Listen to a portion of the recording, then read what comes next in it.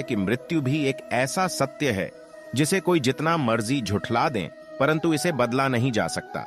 कहने का अर्थ है कि जिसने इस पृथ्वी पर जन्म लिया है उसे एक न एक दिन अपने प्राणों की आहुति देनी पड़ती है। इस बारे में हम में से बहुत से लोगों ने कई बार अपने बड़े बुजुर्गों से कहते सुना होगा कि मृत्यु के बाद मनुष्य शरीर की आत्मा 13 दिनों तक अपने घर में रहती है। मगर ऐसा क्यों?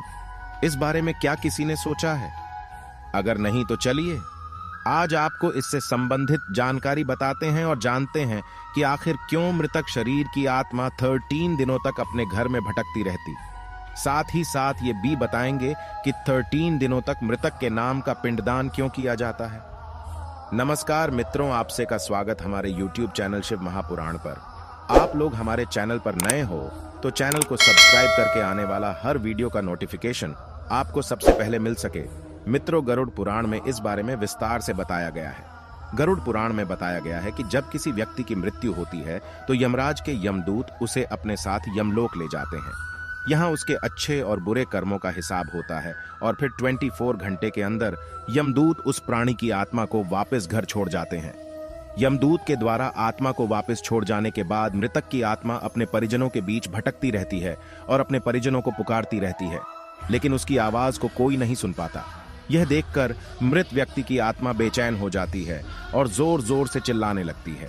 इसके बाद आत्मा अपने शरीर के अंदर प्रवेश करने की कोशिश करती है, लेकिन यमदूत के पास बंदिश होने के कारण वह मृत शरीर में प्रवेश नहीं कर पाती। इसके अलावा गरुड़ पुराण की माने तो जब यमदूत आत्मा को उसके परिजनों के पास छोड़ जाती है तो उस समय उस आत्मा में इतना बल नहीं होता कि वो यमलोक की यात्रा तय कर पाए। गरुड़ पुराण के अनुसार किसी भी मनुष्य के मृत्यु के बाद जो 10 दिनों तक मकिया जाता है उससे मृतक आत्मा के विभिन्न अंगों की रचना होती है, और जो 11वें और 12वें दिन पिंडदान किया जाता है उससे मृतक आत्मा रूपी शरीर का मांस और त्वचा का निर्माण होता है।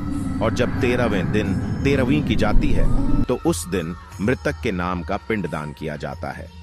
उसी से ही वो यमलोक तक की यात्रा तय करते हैं, अर्थात मृत्यु के बाद मृतक के नाम का जो पिंडदान किया जाता है उसी से ही आत्मा को मृत लोक से यमलोक तक यात्रा करने का बल मिलता है।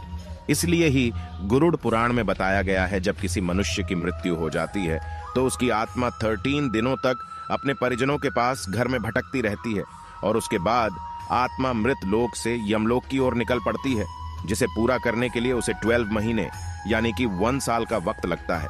इतना ही नहीं, मान्यता के अनुसार 13 दिनों तक मृतक के नाम का किया गया पिंडदान उसके 1 वर्ष के भोजन के समान होता है।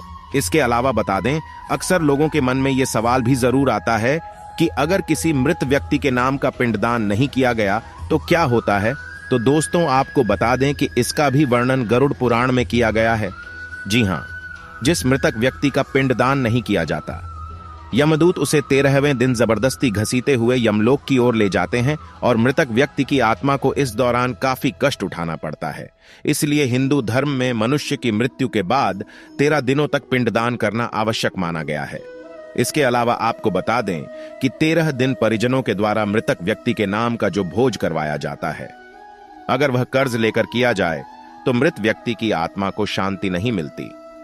इतना ही नहीं, गरुड़ पुराण में यह भी बताया गया कि जो व्यक्ति जीवित रहते हुए अच्छे कर्म करता है, मृत्यु के बाद उसकी आत्मा को यात्रा के दौरान यमदूत कोई कष्ट नहीं देते, और जो व्यक्ति बुरे कर्म करते हैं उसकी आत्मा को यमदूत यात्रा के दौरान कई यातनाएं देता है और आत्मा को कई कष्ट भोगने पड़ते हैं।